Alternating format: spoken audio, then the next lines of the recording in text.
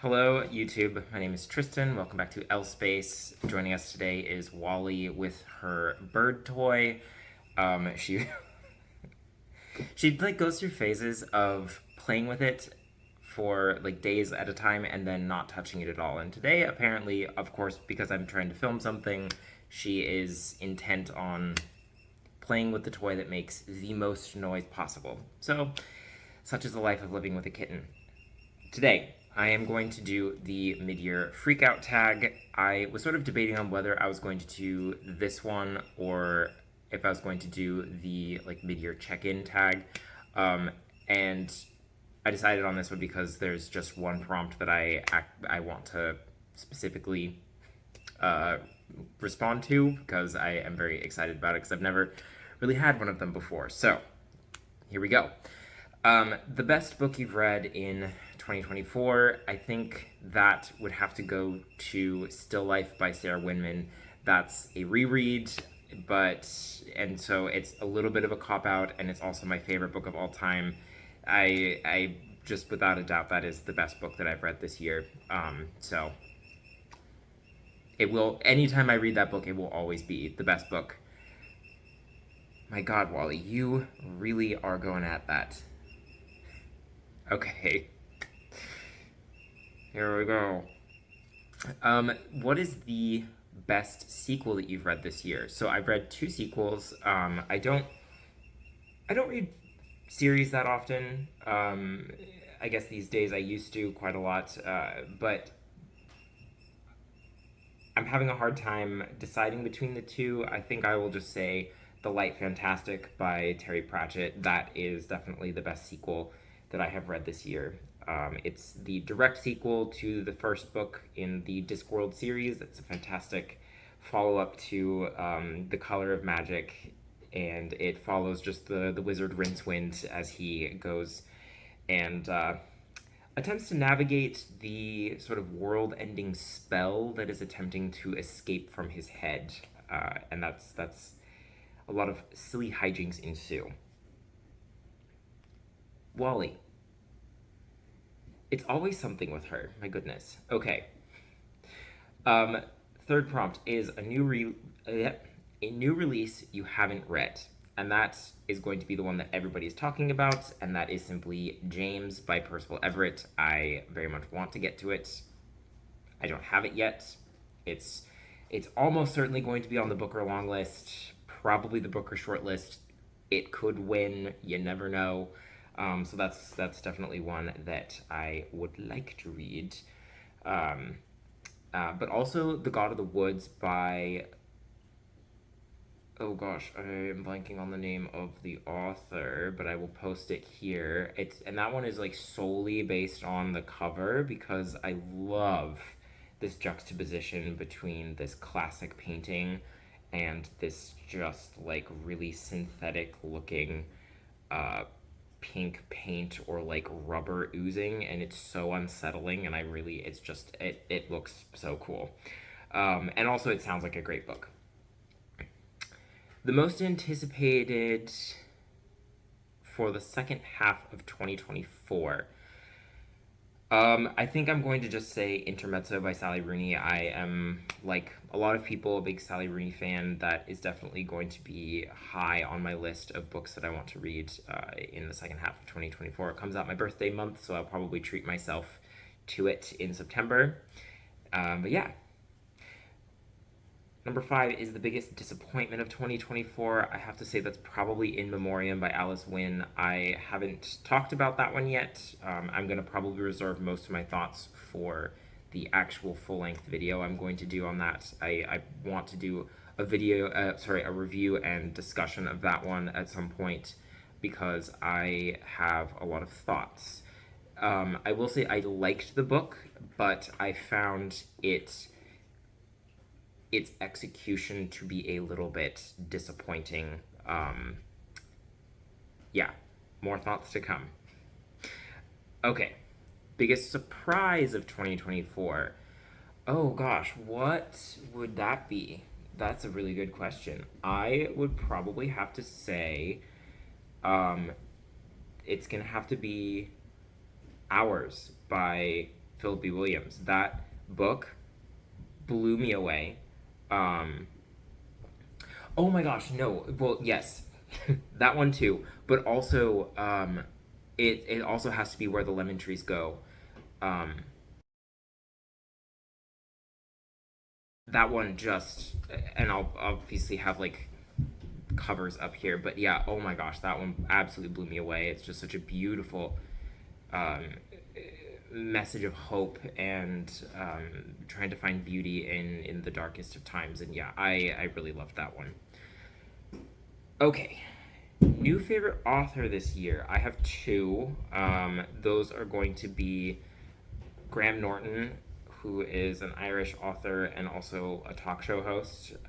He writes these really lovely kind of like rural Irish fiction stories, and he's has oftentimes queer narratives and is really good at writing sort of non-traditional protagonists. And I really like the way that he evokes the human condition as well as just like small community. And he writes small communities, rural communities, in ways that make it so they're not threatening, which I think for queer people, myself for sure, small towns tend to make me quite uneasy. So it's nice to be able to like go into a small town and not feel that sort of dread. So he does a good job of that. And then my other favorite author is definitely Isabella Hamad, who wrote Enter Ghost. I really just had to read that one book to know that she is going to be like way up there. I'm going to read absolutely everything she has. I have The Parisian on my shelf, and am desperate to get to that one because it's like the content of that book is just everything that I want to read, especially the fact that it takes place in France. French literature student over here would love that, especially now in the wake of like the most recent French elections, and somebody kind of high up there is she's like the president of the parliament, I believe, is saying that like possibly within a couple weeks they might recognize the state of Palestine, which for France would be a huge deal, and really cool. Okay, now this is the question that I wanted to answer, the entire reason why I'm doing this tag in the first place, and that is your new fictional crush, and that has to be Finley from Small Joys by Elvin James Mensa. He is Wally. Why? Finley is your stereotypical mask frat bro type of guy who has a heart of gold. He's trying his best. He wants to be a good person and he wants to treat people well. He just doesn't know how because he's not been taught how to do so. Through his interactions with Muddy and Harley, the other two protagonists, he basically learns how to become a man. And it is through his conversations with Harley, who's a queer character, a queer black man. Finley's like just a white Irish man. Um, he just like learns how to respect people and how to treat people to make them feel like human beings, and he becomes just such a lovely character. And excuse me, he is absolutely the type of straight man that the gays fall all over, and I am certainly one of them. I fell victim, so Mr. Mensa, you did a good job. Congratulations, you got me. Okay, so yeah, that's Finley, and he sounds gorgeous as well. Um, yeah, give that book a read. It's fantastic. Okay, new favorite character. I might have to say that is going to be Sissix from A Long Way to a Small Angry Planet. She was just a delightful character. She is like a extraterrestrial lizard creature. Um, she is kind, caring, compassionate, and has just a really good head on her shoulders. And the way that Becky Chambers wrote Sizik's character and just like her culture and her family life and the way that she is just like so patient and so giving to all of the other sapient life forms on her ship. She's just it's she really took the cake for me in that book. That she was the character that I was most invested in, and seeing how she grew and developed. And yeah, I just loved her by far, more than any other. A book that made me cry. That's prompt number 10. Did I have a book that made me cry? I don't think so. I definitely had a few moments of where I felt like my heart was being ripped out of my chest, and that was with It Was Vulgar and It Was Beautiful, which is um, a nonfiction written by Jack Lowry about how AIDS activists used art to fight the AIDS epidemic in the United States. And yeah, the stories of a lot of the men and women really, because he does give a lot of page time to the people who are not gay men, white gay men especially, um, and yeah, the stories that what a lot of them had to go through, and just parts of their personal lives really got to me. I definitely did not cry, but I it left me feeling quite emotional for a long time after reading them, and in a really good way. Okay, number 11, a book that made you happy. It's gonna be Still Life again, but I could also say The Long Way to a Small Angry Planet. That one definitely made me super happy. I love, love that book. Becky Chambers did a great job of making a very positive, upbeat, happy sci fi adventure that, didn't really pull any punches as far as the I guess, trials and tribulations that the crew goes through. But yeah, overall, that book really made me very happy, and I loved it. All right, next is favorite book to movie adaptation. Have I seen any movies that have been adaptations of books? I mean, I guess it's going to have to be a movie that I've already seen and a book that I've already read, and that's just going to be Howl's Moving Castle. um, that I've watched this year because I didn't really care that much about Dune Part Two, and when I say I didn't care very much, I didn't care at all. And so I guess just I watched Howl's Moving Castle this year, and I really love that movie. It's not a great adaptation of the book. They go in very different directions, but it is a delightful movie. And big Studio Ghibli fan over here. And yeah, I think a lot of people have seen Howl's Moving Castle. I don't really need to talk that much about it, but if you have not read the book, you absolutely have to. It's wonderful and it's a beautiful story, and definitely goes more into the magic. The Witch of the Waste is a very different character, and then the relationship between Howl and Sophie is, in my opinion, a lot better as far as the development and how it's fleshed out. So yeah, definitely give that a read. And the writing is just lovely. It's quite funny. It's kind of that dry British wit that is always so funny that I love. But yeah, Diana Wynne Jones, great author, great book, love it. Okay, favorite video this year. Ooh, do I have a favorite video? Am I able to silence the inner critic of myself enough to where I am excited about a video?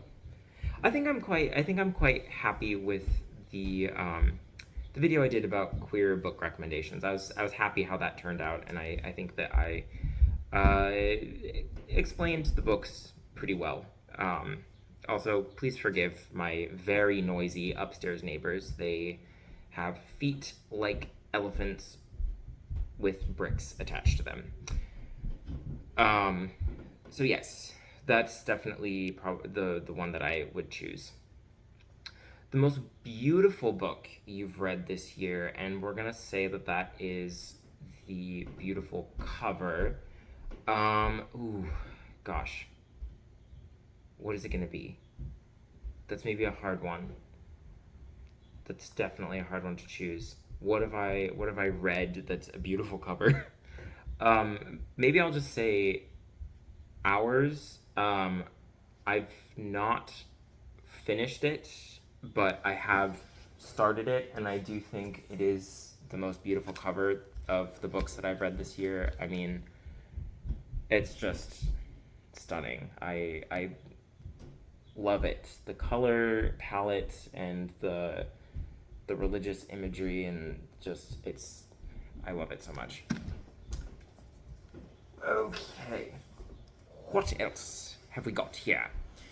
The What book do you need to read before the end of the year? So that will, I guess, be Hours by Philip B. Williams. I need to finish that. I also need to read James. Definitely need to read that one. And then there's quite a few. And I'm also going to put The Parisian by Isabella Hamad. I want to finish that by the end of the year. Those three books are definitely like very, very top of the list for me for what I want to read. I'm also going to put Lessons by Ian McEwan on there. That book has very much been kind of in my orbit for a little while, and I really, really want to get to that as soon as I can. Okay. Now, this isn't really like a tag other people video. I don't think it's kind of just like everybody does it that sees it or that wants to. I'm going to consider myself tagged by Catherine from Raspberry Reads. So because she tagged me in another tag video that I just haven't gotten around to filming yet. So like, Catherine, hi, I'm responding to a tag video of yours. But yeah, so that's who I was tagged by, meaning that I watched her video and decided that I would do this tag. Yeah, I think what most people say is just like, if you want to do this tag, just go do it. If you want to, if you don't have a YouTube channel but you want to respond to it, you should absolutely respond to it down in the comment section. I will post the prompts in the description box, and you can respond to them as you like. But yeah, let me know what your books were. I would actually like to hear what those books were, if you have not responded to this tag yet. So definitely let me know in the comment section below. I will see you very soon for another video. I'm leaving later today to go to California. I'm hoping that I can put out a video on le 14 juillet, otherwise known as Bastille Day, but we will see how that goes, because I don't know what my editing ability is going to be while I'm in California with my partner and family. But maybe also like book shopping vlog to come. Anyway, I don't want to get too chatty, because I definitely always do that. Thank you very much for watching. I will see you again very soon. And in the meantime, take care and happy reading. Bye.